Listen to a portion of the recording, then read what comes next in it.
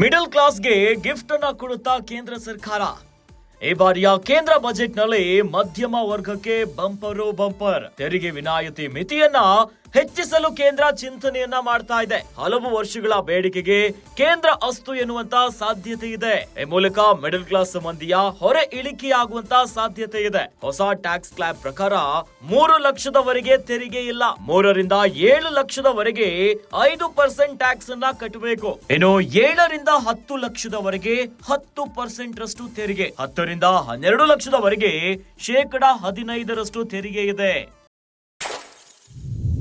ಇನ್ನು 12 ರಿಂದ 15 ಲಕ್ಷದವರೆಗೆ 20% ತೆರಿಗೆಯನ್ನ ವಿಧಿಸಲಾಗ್ತದೆ. ಅದಾದ ಮೇಲೆ 15 ಲಕ್ಷ ಹೆಚ್ಚಿನ ಆದಾಯಕ್ಕೆ 30% ತೆರಿಗೆ ಇದೆ. ಈಗ ತೆರಿಗೆ ವಿನಾಯಿತಿಯ ಮಿತಿ 15 ಲಕ್ಷಕ್ಕೆ ಹೆಚ್ಚಿಸಲು ಚಿಂತನೆಯನ್ನ ಮಾಡ್ತಾ ಇದೆ. ಹೀಗಾಗಿ ತೆರಿಗೆಯ ಮಿತಿಯನ್ನ ಹೆಚ್ಚಿಸಿದ್ದೇ ಆದ್ರೆ ಮಿಡಲ್ ಕ್ಲಾಸ್ ಜನರಿಗೆ ಭಾರಿ ಅನುಕೂಲ ಆಗತ್ತೆ. ಮುಂಬರುವ 2025-26ನೇ ಸಾಲಿನ ಬಜೆಟ್ ಈಗ ಬಹಳ ಕುತೂಹಲಕ್ಕೆ ಕಾರಣ ಆಗಿಬಿಟ್ಟಿದೆ.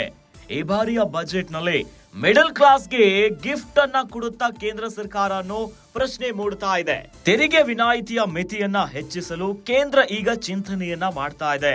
ಈಗಾಗಲೇ ಅನೇಕ ಯೋಜನೆಗಳಿಗೆ ಮಧ್ಯಮ ವರ್ಗದವರು ಯಾವಾಗ್ಲೂ ಕೂಡ ಧ್ವನಿಯನ್ನ ಎತ್ತುತ್ತಾರೆ.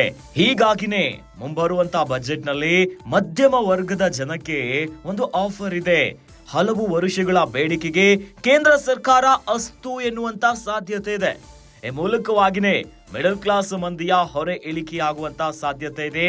ಅದುವೇ ಟ್ಯಾಕ್ಸ್ ಸ್ಲ್ಯಾಬ್ ಪ್ರಕಾರ 3 ಲಕ್ಷದವರೆಗೆ ತೆರಿಗೆ ಇಲ್ಲವೇ ಇಲ್ಲ. 3 ರಿಂದ 7 ಲಕ್ಷದವರೆಗೆ 5% ಟ್ಯಾಕ್ಸ್ ಅನ್ನ ಕಟ್ಟಬೇಕಾಗತ್ತೆ. ಅದಾದ್ಮೇಲೆ 7 ರಿಂದ 10 ಲಕ್ಷದವರೆಗೆ 10% ರಷ್ಟು ತೆರಿಗೆಯನ್ನ ನೀವು ಕಟ್ಟಬೇಕಾಗತ್ತೆ. ಇನ್ನು 10 ರಿಂದ 12 ಲಕ್ಷದವರೆಗೆ 15% ತೆರಿಗೆ ಇದೆ. 12 ರಿಂದ 15 ಲಕ್ಷದವರೆಗೆ 20% ತೆರಿಗೆಯನ್ನ ವಿಧಿಸಬೇಕಾಗತ್ತೆ. ನೀವು ಟ್ಯಾಕ್ಸ್ ಅನ್ನ ಕಟ್ಟಬೇಕಾಗತ್ತೆ.